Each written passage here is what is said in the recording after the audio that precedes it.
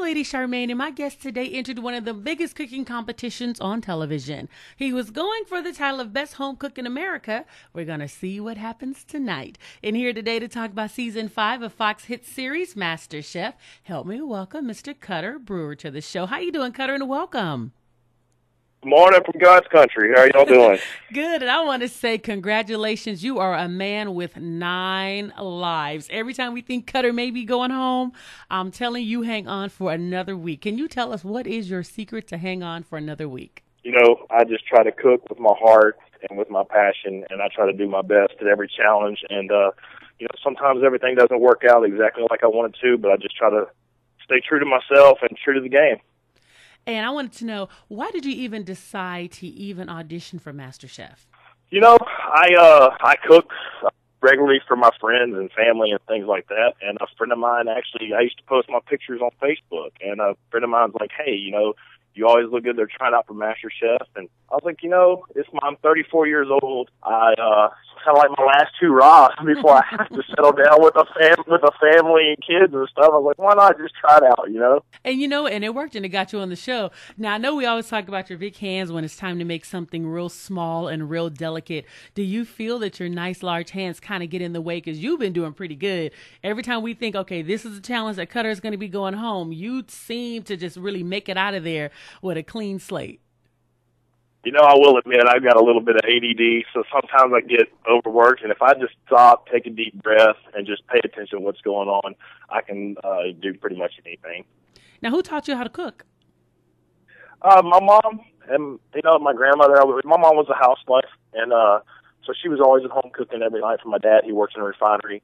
And then we also lived on a ranch with my grandfather, and so everybody in the family, we're from a very food-enriched area. We live right on the border of Louisiana and on the Gulf of Mexico. So I'm an hour from Louisiana, an hour from the Gulf of Mexico. So I get, you know, the Creole culture, the seafood culture, the Tex-Mex culture. And so it was, you know, my family's just, you know, diverse in that way. And so we had a lot of that Southern home cooking attitude. And so we all cooked together as a family, and it's all about camaraderie and family time, you know. Now, how did you prepare to go on this show? Did you watch past seasons and try to prepare some of the dishes that they cooked on those seasons? Did you go get somebody's cookbook like maybe Joe's or his mom's cookbook to try to learn some of these dishes? You know, hindsight's 20/20. I wish I would have done some of those things better.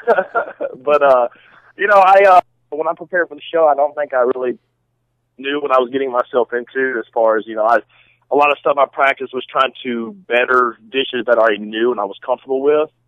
And, you know, once we got there, you know, especially when it deals with like Italian cooking and stuff like that, you know, I don't do that kind of cooking around here. And then desserts, you know, and that's where I wish I would have known to study that more before I went, and diversify myself more. But I thought it was going to be more of a show where I got to just kind of stay in my lane the whole time and do what I was comfortable doing. And then, you know, it was a very, you know, you had to adapt, and that's why, you know, once I got on the show and I started seeing what it was about, I really, you know, put my nose to the grindstone and, you know, would study and things like that, try to get better in stuff that I wasn't as comfortable with. Now, what have you learned from competing on this show? You know, I've learned so many different things. I mean, I've learned to elevate my cooking and, you know, going from, you know, the Texas country boy, just mashed potatoes and corn on a plate, to, you know, the way you stack something. It's not that you can't cook it that way. It's just the way you stack it on the plate or put it on the plate, or the plating and the use of higher quality ingredients. Spending, you know, the little time to use a venison instead of a beef, or, you know, a parsnip instead of a potato or something like that. You know, just doing something to elevate your dish line. And that's really what I've noticed the most that I've taken from the show. And since you've taken those from the show, what advice would you give future contestants? Because we know right now they're casting for season 6. What advice would you give these contestants? You know, the biggest advice I can give to people is, you know what, be yourself. Be yourself. Be true to yourself. Be proud of where you're from. Be proud of who you are.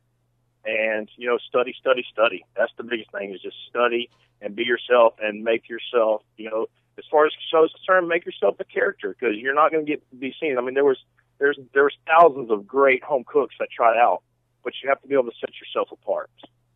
Now, how can someone set themselves apart? What can they do to make themselves unique to really stand out? Now, we know Big Willie stands out with his glasses. And he's very colorful and his colorful personality. What can people do to really make themselves stand out? You know, what I did is I just answered during the interview process to get on the show, the tryouts, the auditions. You know, I stayed true to myself, and I just was who. And you know, if you just stay true to yourself, then your personality will come out, and the person you are will come out. So just be true to yourself and just enjoy it. It's a ride. Enjoy the ride, relax, and just enjoy it. That's good. Now, who do you think is going to win? I know you probably know who's going to win, but if you kind of tell us who you think is going to win, you don't have to necessarily give it away. Yes, you do. Tell us who's going to win. I want to know.